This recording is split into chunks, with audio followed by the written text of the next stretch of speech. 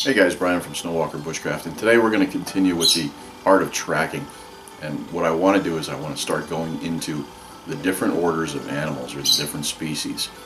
And we're going to start discussing their tracks. Today what I'm going to start off with is the dog family, so don't go away.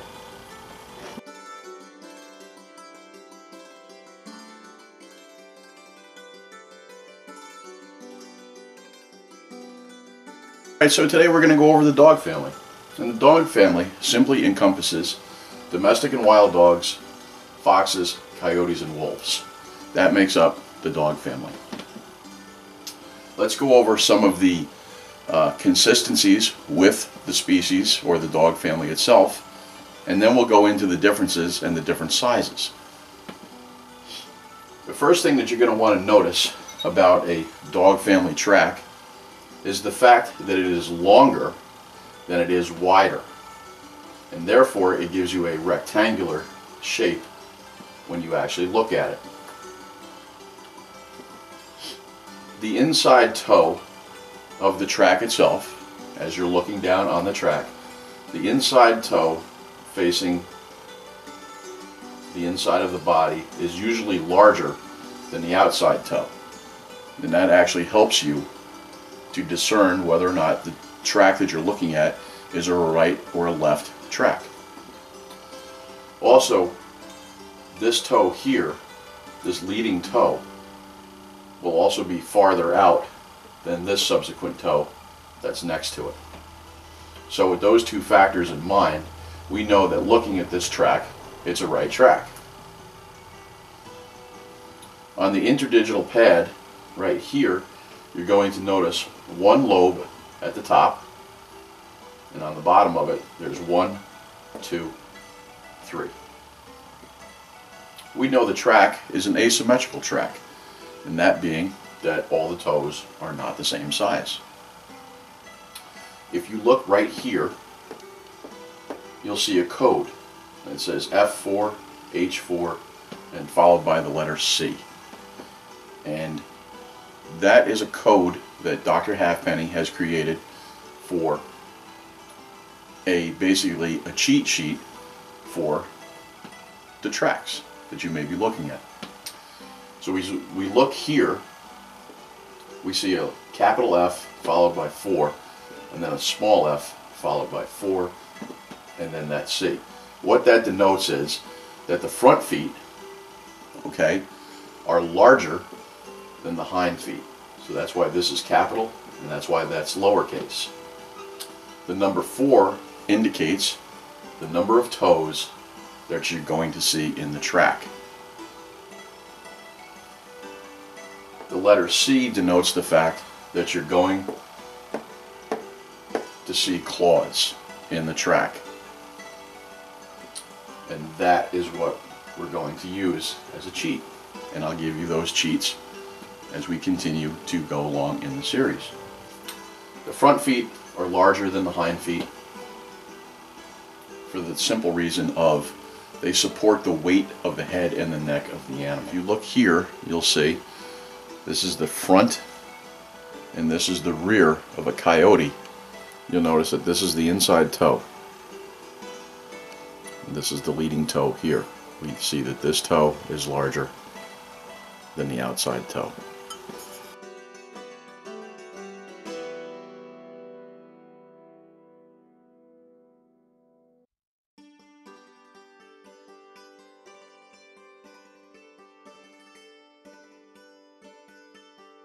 Let's take a look at the gray fox. In the gray fox, we will have a walking stride of about 20 inches, and that averages. All of your measurements are going to be averages that have been taken from many, many examples compiled, and that's how we get an average, obviously. With the stride of 20 inches, you will have a straddle between the prints of about 3 3/4 of an inch. The length of the print is 1 7/8, and the width of the print is going to be about 1.5 inches. You won't necessarily see claws on a gray fox for the very simple reason that they're semi-retractable, which actually allows them to climb trees like a cat. This is an example of a gray fox track, and when we measure this,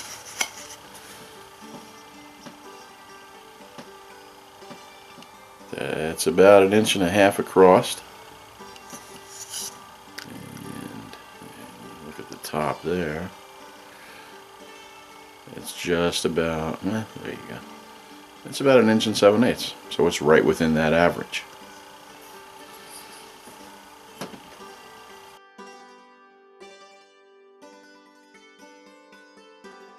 Let's talk about the red fox. This time what we have is a larger animal. His walking stride averages about 25 inches. The straddle on the animal is about 4 1/4 inches. He does show his claws.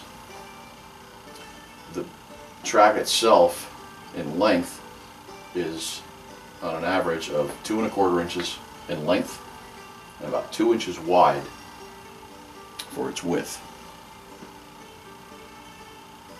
A very noted and distinct thing about a red fox is calloused edges that you're going to see in the track itself. The most prominent one winds up being a chevron shaped callus that's usually on the pad itself. I actually made this a little bit exaggerated. If you're tracking a red fox over a hard surface, maybe dry dirt to be more exact, this right here is maybe the only thing that you may see. It's just those calluses on the bottom of the pads. Where does this come into play? Obviously, to denote that that's the animal that you're tracking, is again, we look at the stride and we look at the straddle. And that's how you start to formulate, animals that you're following. Here's a red fox track, and I do have another one to show you as well. It did not register claws when I cast the track.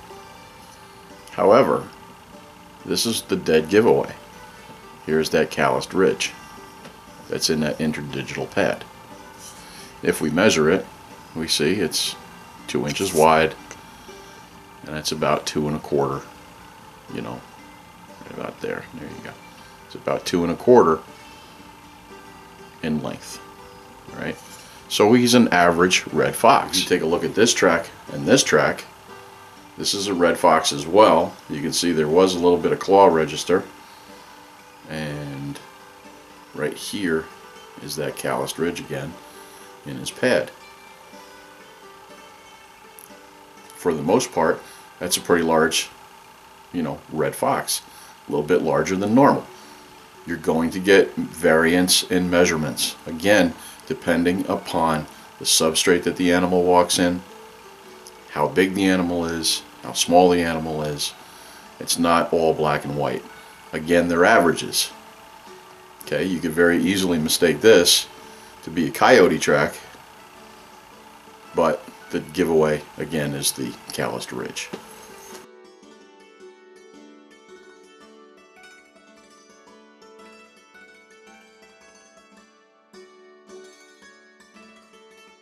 Moving ahead, we have the coyote, or the coyote, and all the basic similarities are with the coyote as much as they are with the other ones. We know that the front feet are larger than the hind feet.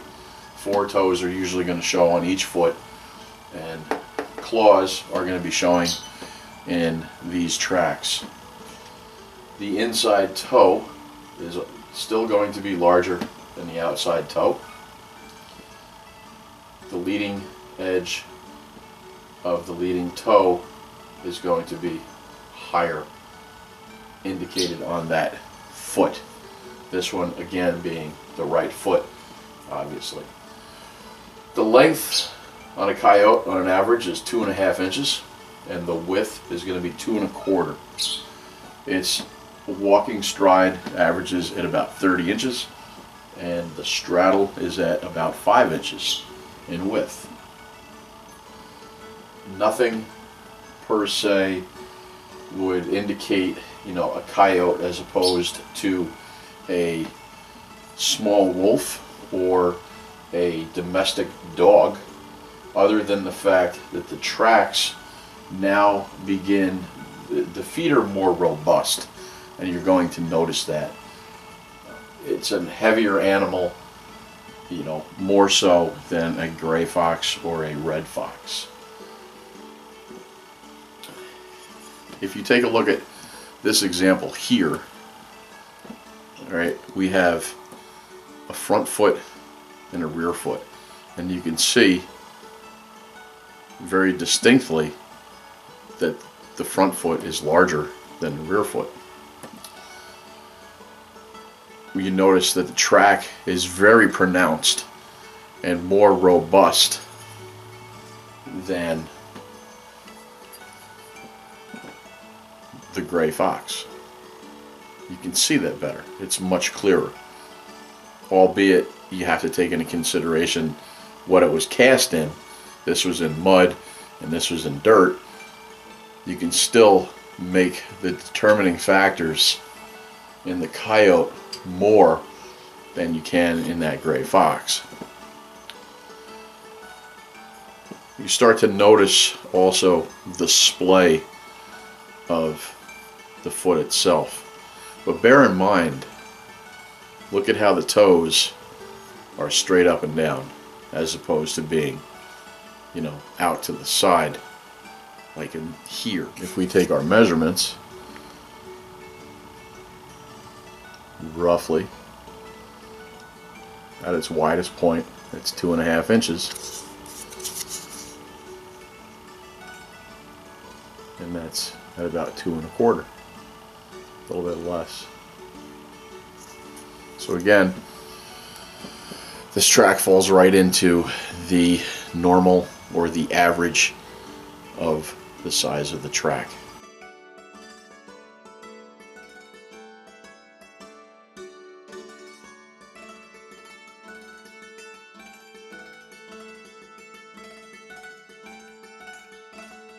Now let's move on to the North American gray wolf.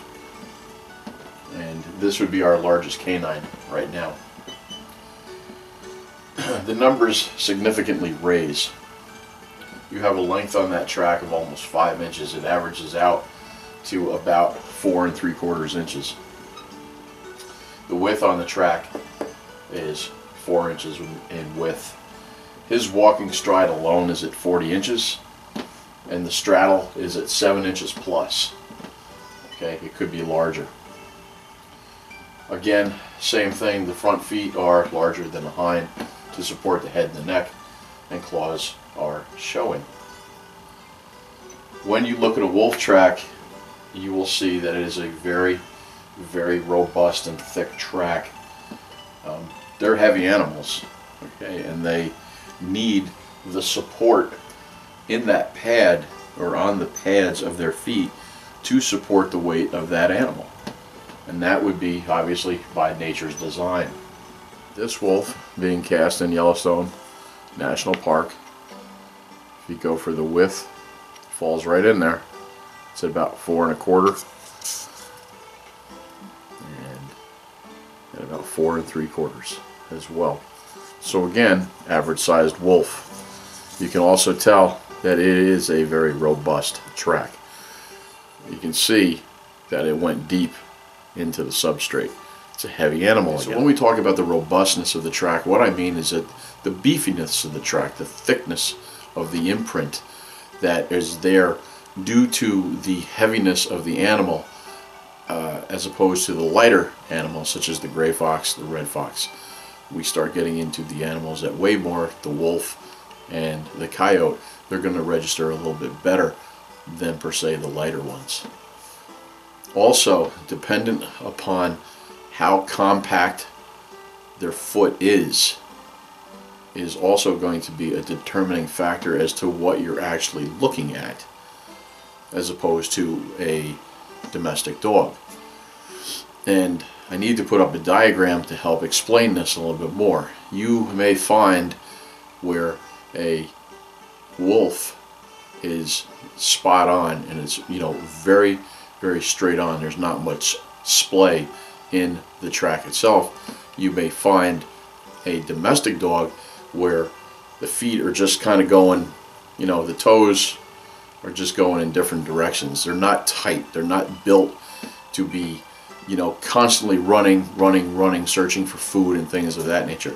And again, this is all nature by design. So this last part that I want to go over with the canine tracks essentially is when we talk about the robustness of the tracks and or the splay, you know, the splay of the track.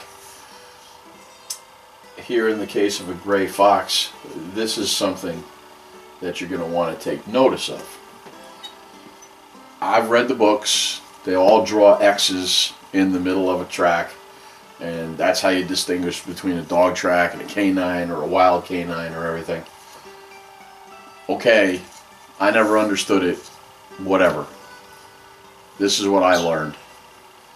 If you draw an H in that track, you'll notice that in the case of a gray fox, because it is such a delicate track, this is maybe what you're going to see. And I stress maybe. Yes, you can see claws sometimes in a gray fox, though not often. But notice the relationship of the toes,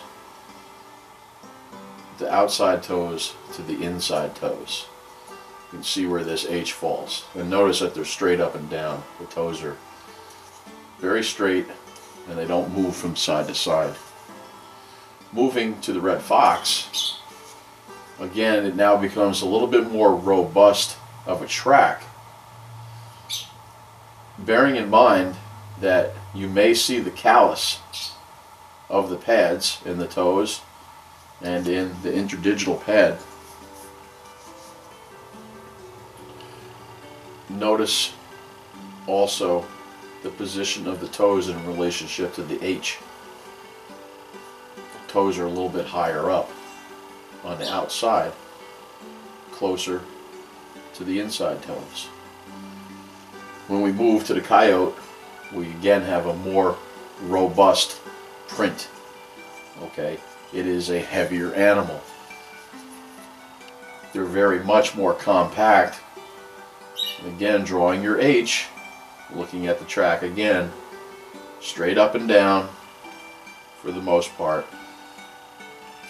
The toe, top of the toe, is actually below and is even with the center of the toe pads that are on the inside. Moving to the wolf, we draw our H.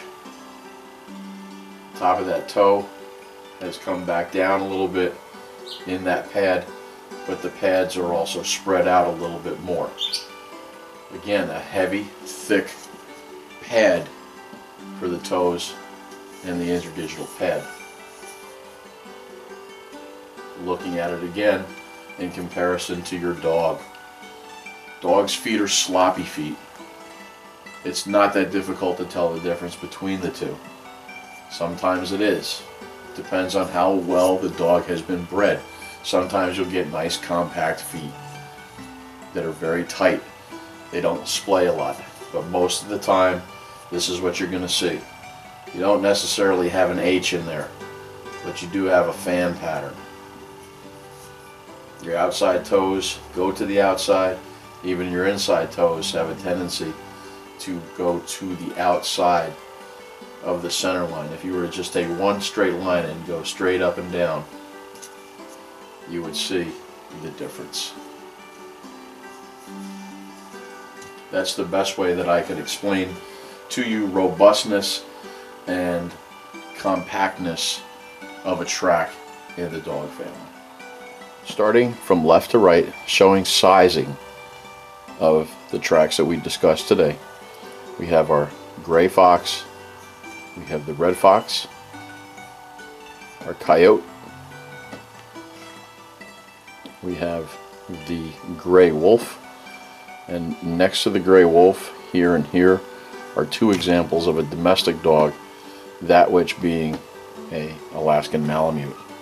So that's the dog family of tracks. I hope I explained it simply enough so that you understood it. It was a lot of information, yet not a lot of information. If you took notes, you can put little cheat sheets in your notebook and you'll have it for when you're out on the trail. We're going to move ahead. We're going to do the cat family, obviously, the bear family, the rabbit order, the weasel family, and most of the other animals that encompass the Northeast, with some surprises and then obviously some omissions as well.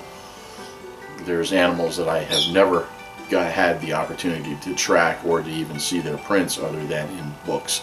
But we'll go over a lot, and I think it'll give you a good basis, or at least a good starting point to continue on with your series of tracking events that you may encounter while you're out there, and to help you along that path if that's what you're interested in. So, this is Brian from Snowwalker Bushcraft. I thank you for your views and your comments. Until the next one, walk the woods.